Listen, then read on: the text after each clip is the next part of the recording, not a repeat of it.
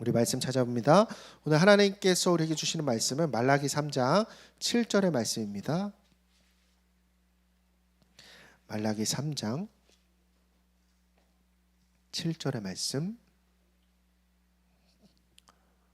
말라기 3장 7절의 말씀 다 찾으셨으면 우리 한 목소리를 봉독하도록 하겠습니다. 시작. 만군의 여호와가 이르노라. 너희 조상들의 날로부터 너희가 나의 규례를 떠나 지키지 아니하였도다. 그런즉 내게로 돌아오라. 그리하면 나도 너희에게로 돌아가리라 하였더니 너희가 이르기를 우리가 어찌하여 돌아가니까 하는도다. 아멘. 네, 우리는 계속해서 복음이라는 주제를 가지고 말씀을 나누고 있습니다. 지난주 정죄함이 없나니라는 제목을 통해서 예수님의 그 칭의 은혜가 우리의 자격과 우리의 죄 범과를 넘어서서 거저 주시는 그 주님의 은혜를 함께 나누었습니다. 오늘은 막혔던 은혜 다시 흐르는 은혜라는 제목으로 우리의 거듭남 이후의 삶의 자세에 대해서 함께 은혜를 나눈 시간 되었으면 좋겠습니다. 혹시 여러분들 요즘에 이런 마음 드셨는지 잘 모르겠어요. 하나님 믿고 있는데 예배가 잘 와닿지 않는다. 혹은 기도를 하긴 하는데 그 기도가 혼잣말을 하는 건지 정말 내 기도가 하나님께 닿고 있는 건지 잘 모르겠다. 이런 마음 여러분들 해본 적 있으세요? 요즘에 그래요? 아니면은 과거에 그러셨어요? 이런 마음은 마치 감기 같아요. 그래서 신앙생활을 하다 보면 목사인 저조차도 들 때가 있습니다. 영적 침체죠. 우리가 정죄함이 없는 예수님의 사랑으로 구원을 얻고 그분의 자녀가 되는 놀라운 축복을 누렸잖아요. 그럼에도 불구하고 문제는 무엇이냐? 그 감격이 희미해질 때가 있다 없다? 있다라는 거예요. 때때로 그 놀라운 기쁨과 감격을 모조리 잃어버릴 때가 있다라는 거예요. 자, 요 패턴에 들어가기 시작하면 나타나는 증상은 뭐냐? 예배 때 예배가 따분해지기 시작해요. 기도를 하면 기도가 밍숭맹숭해지기 시작하는 영적인 침체. 여러분들 그 영적인 침체를 경험할 때의 모습들을 함께 나열했을 때 오늘 여러분들의 영적인 상태는 어떻냐라는 거죠. 자, 오늘 우리가 나눌 말씀은 우리가 그 정죄함이 없는 주님의 은혜를 경험을 하고도 영적인 침체에 빠져있는 사람들을 향해 주시는 하나님의 음성이기도 합니다. 그래서 오늘 말라기 3장 7절 말씀에서 하나님 이렇게 말씀하시는 거예요. 내게로 돌아오라. 그러니까 안 온 적이 없는 거, 와봤던 적이 있는 거죠, 하나님께. 근데 내게로 다시 돌아오라는 거예요. 그리하면 나도 너희에게로 돌아가리라. 자, 이처럼 하나님께서는 오늘 우리를 사랑으로 부르고 계십니다. 그런데 문제는 도저히 내 힘으로 해결할 수 있는 방법을 모를 때, 셀모임에서도 우리 함께 나누잖아요. 내가 이제는 하나님의 때를 기다리는 것이 아니라 하나님께 적극적 반응을 하기 원합니다. 근데 내가 어떻게 해야 될지 모르겠어요. 그런 우리를 향해 하나님께서 오늘 말씀을 통해 다시금 회복을 말씀하시는데요. 오늘 우리의 영적인 침체 가운데 어떻게 회복해야 되는지 함께 나누는 시간 되기 원합니다. 자, 오늘 먼저 본문인 이 말라기서의 말씀을 살펴보면 이 배경을 살펴보니까 말라기 선지자는 이스라엘이 바벨론 포로로부터 돌아온 이후에, 그러니까 구원의 감격을 느낀 이후에 영적인 침체에 빠져있는 이스라엘 백성들을 향해 그 무력해진 시기에 활동했던 선지자입니다. 당시 이스라엘 백성들의 예배 모습은 마치 그 영적인 침체에 빠져있는 예배와 같았어요. 그래서 겉으로는 제사가 매일매일 매주 행해지는 거예요. 예배는 드리고 있지만 그 제사는 더 이상 마음이 있어요, 없어요? 없어요. 중심이 드려져요, 안 드려져요? 없어요. 정성이 있어요, 없어요? 없다라는 거죠. 겉으로 신용으로는 예배를 드릴 수 있고 제물도 드렸었지만 하나님께 신용만 하고 있는 이스라엘 백성들의 마음을 볼 수 있었다라는 거예요. 자, 우리 한번 생각해 봅시다. 예배도 드리고 헌금도 합니다. 근데 하나님은 이스라엘 백성들의 중심을 아셨을까요, 모르셨을까요? 당연히 아셨다라는 거예요. 신용은 하지만 마음을 떠나버린 이스라엘 백성들의 상태를 하나님께서 너무나 잘 알고 계시다라는 거죠. 요즘 이제 개학이 됐고 저도 주중에 이제 강의 시즌을 뛰고 있습니다.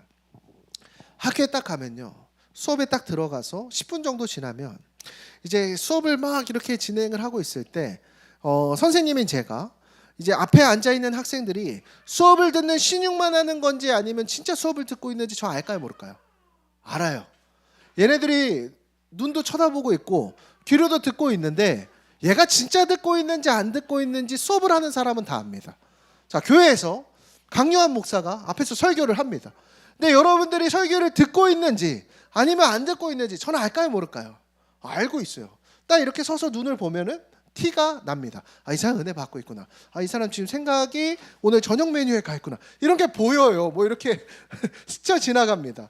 사람도 알아요. 근데 하나님은 우리의 영적인 상태와 마음의 중심을 아실까요? 모르실까요? 아신다라는 거죠.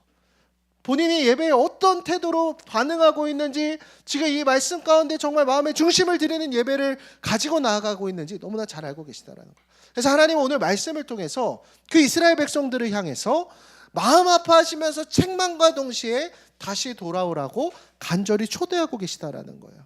그래서 우리는 오늘 말씀을 통해 이스라엘 백성들 같이 하나님의 정죄함 없는 사랑으로 대속의 은혜를 입었어요.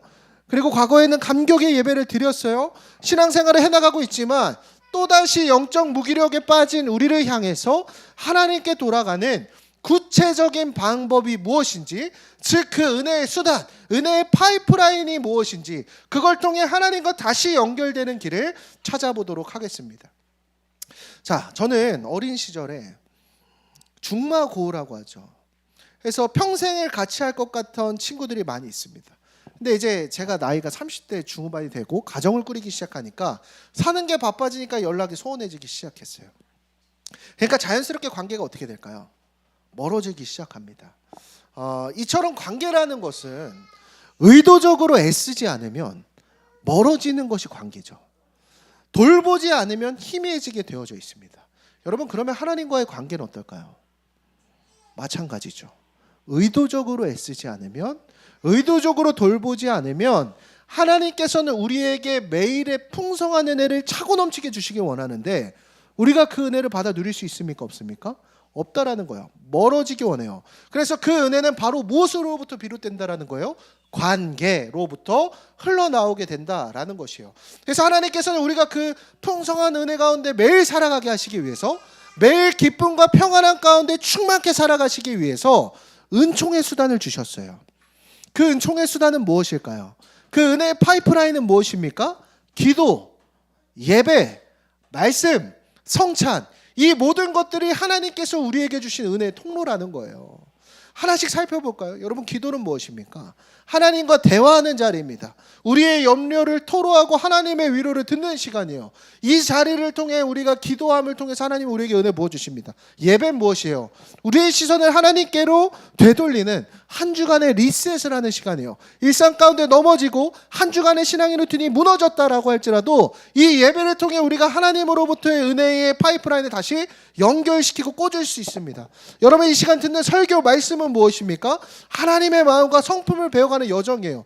내가 한 주 동안 하나님과 무관하게 살았을지라도 이 시간을 통해 하나님께서 우리를 향하신 마음이 무엇인지, 하나님의 뜻이 무엇인지를 배워가는 시간입니다. 그리고 성찬은 무엇입니까? 마침내 예수 그리스도의 죽음과 부활을 지금 여기에서 다시 한번 체험하고 경험하는 시간이 바로 성찬입니다. 그래서 우리는 기도를 통해, 예배를 통해, 말씀을 통해, 성찬을 통해 하나님과 다시 이 때문에 연결될 수 있다는 거예요.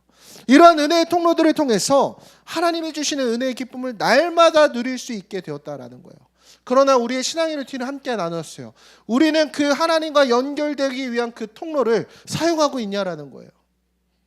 사용하지 않거나 형식적으로 참여하게 되면 그 안에서 공급되어지던 은혜의 샘물이 끊어지게 되고 단절되게 되고 하나님과 멀어질 수밖에 없다라는 거예요.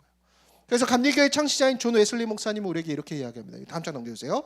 하나님의 은혜는 우리에게 일방적으로 주어지지만 그 은혜를 받기 위한 수단을 무시하는 것은 어떤 일이라고요? 어리석은 일이라는 것이에요. 오늘 우리의 은혜 상태들을 직면하고 계십니까? 은총의 수단을 게을리하지 말라고 강력히 권면하고 있습니다. 그래서 존 웨슬리 목사님은 홀리클럽이라고 해서 매일매일에 지키는 신앙의 루틴을 정해진 시간마다 반복했다라는 거예요. 이 은총의 수단은 그리스도인의 영적 성장을 위한 매우 중요한 하나님과의 만남의 자리라는 것을 우리가 기억해야 한다라는 것입니다. 요즘 여러분들의 신앙생활은 어떻습니까? 오늘 여러분들의 은총의 수단들은 그 은혜롭게 그 은혜 강물이 흐르고 있습니까? 예배 시간에 마음이 움직이고 있나요? 아니면 그냥 익숙한 흐름 속에 예배를 때우고 있습니까? 질문을 바꿔서 하도록 하겠습니다. 당신은 하나님이 주신 그 수많은 은혜의 통로들을 다 닫아버린 채로 나의 신앙에 침체를 두면서 남 탓을 하고 있거나 애써 흐린 눈을 하고 있지는 않습니까? 그렇다면 이제 다시 물어야 할 질문은 이겁니다. 그럼 내가 다시 잠가버린, 이제는 막혀버린 그 은혜의 통로가 회복되기 위해서는 어디서부터 시작해야 될까요? 바로 그 답이 은총의 수단을 회복하는 것에 있다라는 거예요. 그리고 이 은총의 수단에는 순서가 있다라는 거예요. 그냥 아무거나 팍팍팍 집어든다고 회복의 여정으로 나아가는 것이 아니라 마치 하나님께 나아가는 성숙의 여정처럼 흐름이 있다라는 것이요. 자, 그럼 은총의 수단은 마치 하나님께 나아가는 성숙의 단계처럼 차례로 이어지는 흐름이 있습니다. 이 순서를 따라갈 때 우리는 더 깊은 은혜로 다시 한번 막혀있던 혈이 뚫어지는 은혜를 경험할 수 있는데요. 어떠한 순서로 나아가야 되느냐? 첫 번째는 들으셔야 됩니다. 로마서 10장 17절 말씀인데요. 우리 함께 읽어보도록 하겠습니다. 10장 17절 말씀 우리 함께 읽습니다. 시작. 그러므로 믿음은 들음에서 나며 들음은 그리스도의 말씀으로 말미암았느니라. 아멘. 여러분, 믿음은 무엇으로부터 비롯됩니까? 들음에서 비롯돼요. 내 영혼이 반응되지 않고 나의 신앙의 루틴을 홀로 설 수 없을 때 여러분 들으셔야 됩니다. 이 시간 들으셔야 돼요. 듣기에 힘쓰세요. 하나님께서 우리를 찾아오시는 첫 번째 수단은 들리는 말씀입니다. 근데 그것은 꼭 설교만 비롯되지 않아요. 설교, 그리고 찬양 듣는 것, 혹은 믿음의 사람을 통해 주시는 권면, 혹은 어떤 사건을 통해 하나님은 내가 깨달을 수 있도록 말씀하세요. 나의 영혼이 그것에 반응하기 위해서, 듣기 위해 애쓸 때 우리가 그 막혀있던 은혜의 수단이 뚫리기 시작해요. 이것이 하나님의 첫 번째 손짓입니다. 여러분, 두 번째는 무엇입니까? 두 번째는 성경을 깊이 읽는 것이요. 이것은 하나님의 뜻을 찾아가는 여정입니다. 들려온 우리가 들은 말씀에 대해서 갈망이 생기면 자연스럽게 우리의 시선은, 우리의 방향은 성경을 향하게 되어져 있습니다. 왠지 아세요? 여러분들, 타인을 통해 듣는 하나님의 음성은 너무나 적기 때문이죠. 나를 향한 하나님의 음성을 우리가 더 헤아리고 싶고, 어떤 맥락인지, 하나님은 어떤 분인지, 나는 지금 어떤 상태에 있는지, 나는 누구인지 성경을 깊이 읽는 과정을 통해 우리가 하나님을 찾아가고 알아가는 과정을 통해서 우리가 그 은혜 자리로 나아갈 수 있다라는 거예요. 지난주에 이제 4월부터 큐티 할 사람 신청받아 영조하고 이제 종이 신청했습니다. 이 말씀의 단계로 나아가는 거예요. 설교가 들리면 말씀을 읽는 것으로 나아가죠. 자, 세 번째, 어떤 과정으로 나아가게 됩니까? 이제 묵상이에요. 그 읽은 말씀을 마음에 새기는 시간으로 나아가게 됩니다. 살펴본 말씀을 마음에 담고 조용히 곱씹는 시간이 바로 뭐예요? 묵상입니다. 여러분, 그래서 우리가 큐티를 막 애써서 하는 거예요. 은혜의 수단이 끊어지지 않기 위해서. 단어 하나, 문장 하나에 담겨져 있는 하나님의 마음을 느끼기 시작하는 거예요. 그래서 이 텍스트가 단순히 글씨의 반복이자 문장의 연속이 아니라 내 삶을 비추어 보는 하나님의 음성이자 거울로서 변화되기 시작해요. 그래서 묵상은 지식에서 감동으로 변화되고, 감동에서 결단으로 이어지는 그 다리의 역할을 하기 시작한다라는 거예요. 그래서 신학자인 리처드 포스터라고 하는 신학자는 묵상에 대해서 이렇게 얘기합니다. 묵상이란 하나님의 말씀을 머리로만 아는 것이 아니라 마음에 이르게까지 하는 통로다. 여러분들이 그 머리로 아는 하나님의 향한 지식이 가슴으로 깨달아지고 믿어지는 게 바로 뭐라고요? 묵상이라는 거예요. 묵상. 자, 그리고 묵상을 하게 되면 네 번째로 어떤 과정으로 이어지게 됩니까? 그 다음으로 기도로 이어지게 됩니다. 묵상에서 감동받은 마음이 자연스럽게 기도로 흘러나오기 시작하는 거예요. 여러분, 기도가 훈련되지 않으면 어떤 기도만 합니까? 주세요, 해주세요, 도와주세요, 살려주세요, 주세요라는 기도밖에 나오지가 않죠. 근데 기도가 그저 내가 하나님을 향한 복을 비는 수단에서 하는 것이 아니라 하나님의 말씀에 대한 내적 반응으로 기도가 확장되기 시작해요. 오늘 나를 향한 하나님의 뜻이 깨달아질 때 우리의 기도는 변화되기 시작합니다. 영혼의 고백이 나타나기 시작해요. 주님, 이 말씀을 내 삶에 이루어주세요. 하나님, 제 안에 이 죄를 깨닫게 해주세요. 하나님, 나의 삶의 방향이 변화되게 해주세요. 원수를 사랑하게 해주세요. 내 힘으로, 내 의지로는 할 수 없는 일들이 기도를 통해 변화되게 돼요. 그 순간 기도는 하나님의 은혜가 흘러들어오는 창문이 되어져요. 그래서 제임스 패커는 기도는 하나님과 교제하던 수단일 뿐 아니라 하나님의 뜻에 우리가 조율되어지는 과정이라고 합니다. 하나님 앞에 내 마음을 맞추는 시간, 그게 기도라는 거예요. 그리고 마지막 다섯 번째는 성만찬에 참여하는 겁니다. 사랑을 확인하는 자리예요. 그렇게 하나님과의 관계가 친밀해질 때 여러분 성찬에 참여하는 여러분들의 태도는 달라질 수밖에 없습니다. 그리스도의 살과 피가 나를 향한 살과 피로서 변화되기 시작하는 거예요. 그때 성찬을 통해 우리가 이 시간을 통해 하나의 의식을 넘어서서 받은 사랑을 확인하고 믿음을 고백하는 자료로 변화되게 되는 거예요. 그랬을 때 이 성찬을 통해서 우리의 눈물이 회복되고 하나님의 벅찬 은혜에 우리가 성찬에 참여할 수 있게 된다. 그래서 종교개혁자인 존 칼빈은 이렇게 얘기합니다. 성만찬은 단순한 상징이 아니라는 거예요. 여러분 성찬에 그냥 하나의 행사이자 예식으로만 참여했다면 우리는 은혜의 순에 막혀 있는 거죠. 그리스도께서 실제로 임재하셔서 은혜를 나누는 수단이라고 이야기합니다. 그리스도의 희생이 우리의 영혼에 임하는 통로, 그게 성찬이라는 거예요. 이 순서들은 하나의 공식이 아니라 이 영적인 흐름입니다. 그리스도께서 실제로 우리에게 임재하시는 그 수단이라는 거예요. 그러나 중요한 건 이 모든 수단을 통해서 하나님은 우리와 연결되길 원하신다라는 거예요. 오늘 여러분들의 영적인 수준은 어디에 머물고 있습니까? 여러분들의 은혜의 통로는 하나님과 연결되어 있습니까? 그런데 우리의 신앙의 루틴은 어떠냐라는 거죠. 합니까 안 해요? 잘 안 하죠. 여러분 성경 읽읍시다 하니까 막상 성경 읽다가 갑자기 인스타 켭니다. 자 기도합시다 하면 기도하다가 1분 만에 딴 생각 납니다. 저만 그래요? 나만 나쁜 사람입니까? 다 그래요. 왜 그런지 아세요? 여러분 내가 말씀 가운데 깊이 나아가지 못하고 기도 가운데 자꾸만 나의 생각들이 다른 곳으로 향하는 것은 지금 하나님과의 연결이 우리가 어떻게 되어져 있다는 거예요? 끊어져 있다는 거죠. 그 은혜의 수단이 하나님 만나는 길이 아니라 신앙의 할 일처럼 체크리스트처럼 변질되고 있다면 오늘 나는 하나님과의 연결고리를 점검해 보아야 한다는 거예요.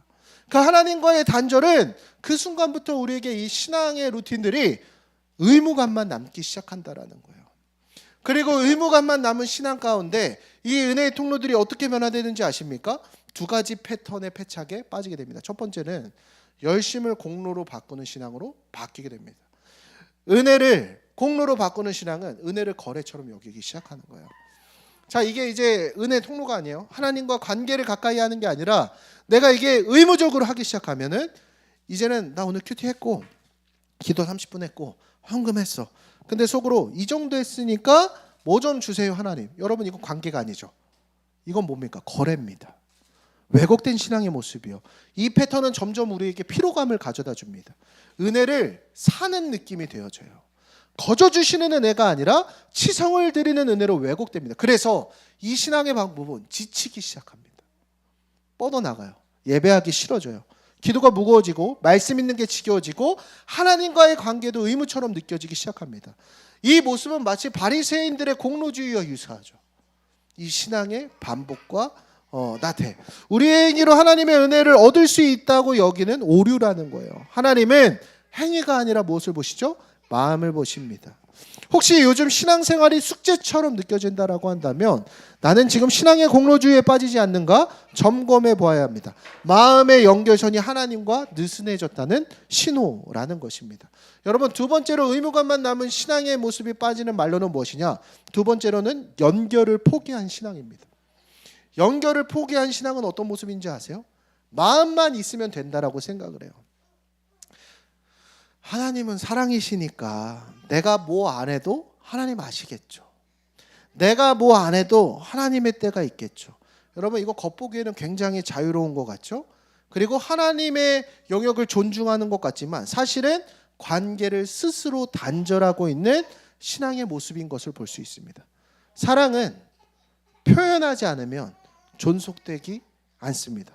관계는 노력하지 않으면 가까워질 수 없습니다. 하나님은 우리와 매일 대화하길 원하시거든요. 근데 우리가 아무런 표현도 안 하고 있으면 그리고 하나님의 주시는 것에 수동적인 태도만 하고 있다면 결국 우리가 하나님을 향한 마음이 멀어지게 된다는 거예요. 이것을 우리는 신학적으로 일종의 신비주의적 무관심이라 부릅니다. 신비주의적 무관심. 외적 수단을 무의미하게 여기기 시작하는 거예요. 하나님과의 만남을 오직 내적 체험에만 의존하려는 경향입니다. 그러나 신앙은 인격적 관계이기 때문에 표현과 만남이 꼭 필요하다라는 것입니다. 여러분 요새 가난한 성도라고 아시죠? 교회를 안 나가는데 자기는 그리스도인이라고 말하는 사람들입니다. 어떤 청년이 있었어요. 교회는 안 나오지만 난 마음으로 하나님 믿어요 말하던 친구. 근데 어느 날 그 사람이 말하더라고요. 솔직히 요즘은 하나님과 좀 어색해요. 마음만 있다고 했는데 사실 연결되어 있는 겁니까? 안 되어 있는 겁니까? 안 되어 있었다라는 거예요. 의식적으로 난 하나님 믿어요라고만 얘기하고 있었다라는 거예요. 여러분 신앙은 단순히 마음의 의지로만 유지됩니까? 안 됩니까? 유지되지 않습니다. 은혜는 연결을 통해 흐르게 되고 그 연결은 앞서 이야기했던 은총의 수단을 통해 실제로 실천하고 이행하며 이어져야만 하나님이 공급하여 주시는 매일의 은혜를 경험할 수 있다는 거예요. 우리의 감정, 우리의 영혼, 우리의 삶 전체를 다시 하나님께 묶어주는 고리가 바로 이 은혜의 수단이라는 것입니다. 그래서 기도란 사실 입을 여는 게 아니에요. 마음을 여는 것입니다. 우리가 기도할 때 하나님은 우리의 말을 들으시는 것이 아니라 우리의 중심을 보시고 마음을 느끼시는 거예요. 말씀도 마찬가지입니다. 성경을 묵상하는 것은 정보를 수집하려고 읽는 것이 아니라 그 안에서 하나님이 지금 내게 무슨 이야기를 하는지 듣는 것입니다. 여러분 이 기도, 성경 읽기 여기에 대한 정의가 변화되어져야 합니다. 누가복음 24장 보면 엠마오로 가던 두 제자의 모습이 나와요. 예수님의 말씀을 들을 때 이들의 마음이 뜨거워졌다라고 표현을 합니다. 24장 32절 말씀 제가 읽어드릴게요. 길에서 우리에게 말씀하시고 우리에게 성경을 풀어주실 때 우리 속에서 마음이 뜨겁지 아니하더냐. 여러분 성경 읽을 때 이런 경험해 보신 적 있습니까? 성경 읽으면서 마음이 뜨거워져. 이건 내 얘기구나. 하나님이 오늘 나를 향한 음성이구나. 울컥했던 적 있으세요? 여러분들이 하나님께 연결되어 있을 때 비로소 하나님의 살아계신 음성이 이 말씀을 통해 우리의 마음을 두드린다는 거예요. 성찬도 마찬가지입니다. 그건 단순히 예식을 넘어서서 예전을 넘어서서 하나님의 사랑을 다시 체험하는 자리입니다. 여러분 성찬에 참여하면서 주님께서 우리를 향해 얘야 내가 널 위해 여기 왔단다. 내가 널 위해 십자가에 못 박혔단다. 그 음성을 들어본 적 있으십니까? 하나님과 연결되어야 한다라는 것입니다. 그래서 하나님께 우리가 이 시간 돌이켜야 합니다. 하나님께 돌아가는 것은 부끄러운 일이 아니라 제일 따뜻한 선택입니다. 우리는 실수할 수 있어요. 까먹을 수 있고 여전히 하나님과의 단절의 상태에 빠져 있을 수 있습니다. 근데 하나님은 우리가 돌아오기만 하면 품으신다라는 거예요. 여러분 오늘 말라기서 3장 7절 말씀 다시 한번 읽어보도록 하겠습니다. 말라기서 3장 7절 말씀 여러분의 목소리를 한번 읽어주세요. 한번 읽겠습니다. 시작.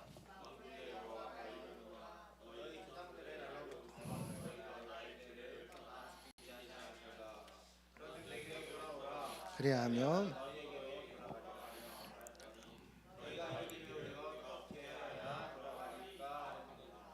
아멘. 여러분 펜이 있는 분들은 돌아오다의 동그라미를 한번 쳐보세요. 여기서 돌아오다라고 하는 단어의 히브리 원어는 슈브라고 하는 단어입니다. 여기서 이 슈브라고 하는 단어는 단순히 감정적 회복을 이야기하는 게 아니에요. 내가 말씀을 듣고 야 그래야겠다. 의지적 노력을 넘어섭니다. 방향을 완전히 바꾼다는 의미를 담고 있습니다. 마음과 삶의 방향을 하나님께 완전히 돌이키는 것. 그래서 하나님께 돌아간다는 것.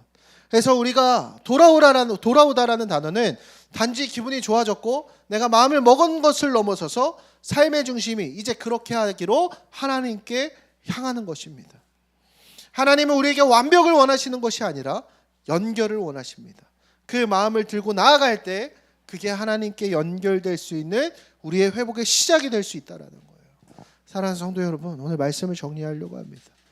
우리가 그분의 복음의 소식들을 경험했을 때 그 사랑이 얼마나 벅차고 감격스러웠습니까? 그분의 공로로 우리를 향한 하나님의 죄사함의 구원의 은총이 다 이루어졌습니다.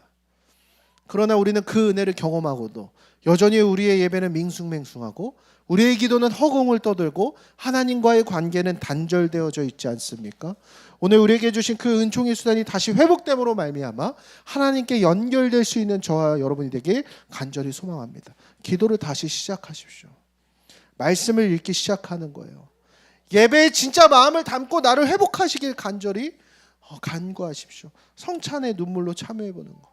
이게 다 돌아가는 여정입니다. 오늘 우리가 이 시간 찬양하고 기도할 때 하나님 저 돌아가겠습니다. 예배 자리에 그저 앉아있는 게 아니라 마음도 같이 하나님께 드려지기 원합니다. 그냥 이 시간에 허공을 떠도는 기도를 하는 것이 아니라 하나님을 향해 나의 진실한 언어들로 말을 걸기 원합니다. 그냥 글씨로만 적혀 있는 성경에 있는 것이 아니라 하나님의 음성을 깨달아 알기 원합니다. 하나님께 닿기 원합니다. 그 연결이 살아나는 순간 우리에게 공급하여 주시는 차고 넘치는 은혜를 경험하게 될 줄로 믿습니다. 우리 이 시간에 아까 찬양했던 시간을 뚫고 우리 한번 찬양한 뒤에 함께 기도하며 나아가는 시간 갖도록 하겠습니다.